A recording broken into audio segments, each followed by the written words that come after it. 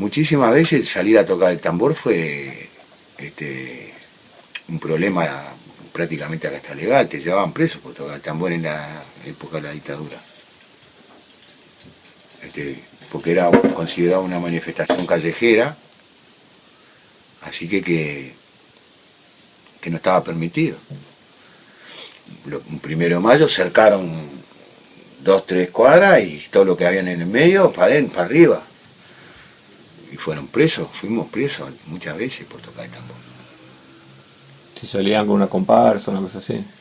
No, carnaval estaba permitido, no estaba permitido tocar en fechas que ellos consideraban que podían ser fechas alusivas a determinado, por ejemplo el 1 de mayo. Claro. El 1 de mayo no es una fecha revolucionaria, es el Día de los Trabajadores, pero para los militares no. Era un día de resistencia laboral, qué sé yo, ¿viste? Ignorancia del poder. Era eso nada más. Si me dijeras lo que te daba más satisfacción en tu trabajo, ¿qué sería? Y poder mantener a mi familia con mi trabajo honestamente. Eso es lo que me da más satisfacción. De ganarme la vida honradamente y haciendo lo que más me gusta, que es hacer tambor y tocarlo. Soy feliz. No todo el mundo puede hacer lo que yo hago. Es un privilegio que tengo. Eso es lo que más me gusta de esto.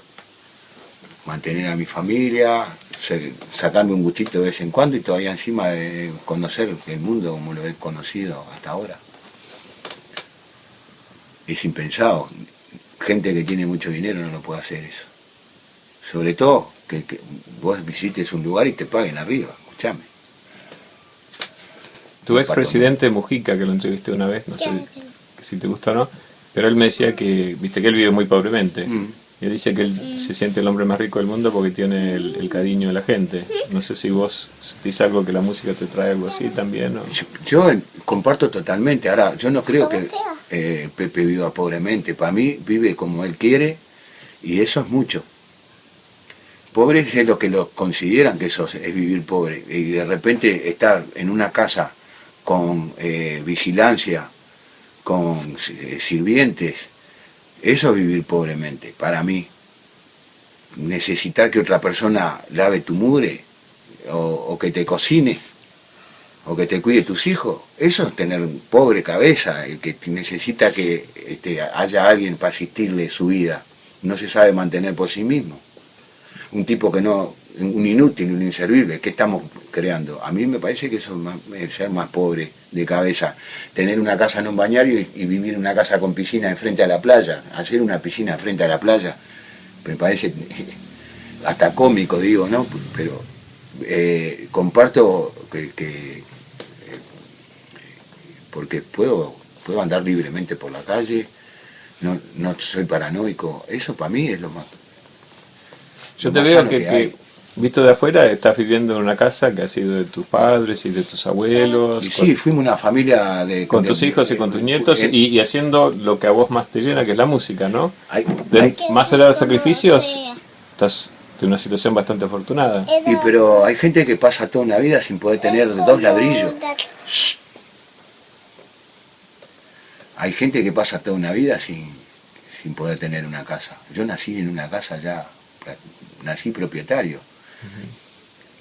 Y eso no se paga con nada, pero aparte, digamos que yo soy autodidacta, que no estudié, pero todo lo que he hecho en la vida es mucho más que haberme metido en una universidad. No estudiaste, no te creo, porque estudiaste con maestros de la calle por ahí, pero es una forma, es música folclórica. Bueno, sí, está, pero oficialmente, entre comillas, estudiar para otra gente, ¿entendés? Hicieron conservatorio. Y sí, y le dan mucho más valor a una partitura. El pentagrama para muchos es señal de jerarquía. Y el pentagrama muchas veces, yo toqué con la Orquesta Sinfónica de Berlín y acá los mancha partitura no van a llegar a ese estadio jamás. Yo jugué en todas las canchas del mundo y con mi piano. No sé, algunos, si comparamos, Lo más lejos que llegaron fue ahí al Solí, al Teatro Solí. Y de ahí adentro no salen. Claro. Yo entré al Solí y puedo salir cuando quiera. Y no se me cae nada, no es de fanfarrón que lo digo, simplemente tocando un tambor tradicional de candombe, donde mucha gente considera que es barullo. En otro lado se ve que no. Y pude alternar con los mejores músicos, si se quiere, de la región y del mundo. Y he grabado con ellos. Así que tengo que estar orgulloso de lo que hago, de dónde nací. Y voy a seguir apostando a esto, porque hoy por hoy entiendo que es así. Yo tuve la suerte de tener una cuerda de tambores siendo niño. Cuando acá la orquesta sinfónica de niño no existió nunca. Yo de chico yo ya tenía una comparsa de niño. Vi pasar recién a un hijo tuyo que se llevó algo de acá adentro. ¿Sigue en la familia la música? Y claro, hoy por hoy hay un grupo que toca muy conocido, Rey Tambor, que ellos son mis hijos. Ah, Y mi nieto, que estaba acá recién, y toca también. Ella, si la dejo, canta. Canta, baila, y todos vamos a hacer algún aporte a la sociedad culturalmente. vos me dijiste que esta casa empezó como un rancho. Era un ranchito de Osagua, que era una fábrica. Fabricaban escobas y después iban al sitio de Montevideo, que era de la muralla, para el lado de la ciudad vieja, y las vendían por ahí, pregonando sus escobas. Esto era en 1870, por ahí. Por ahí.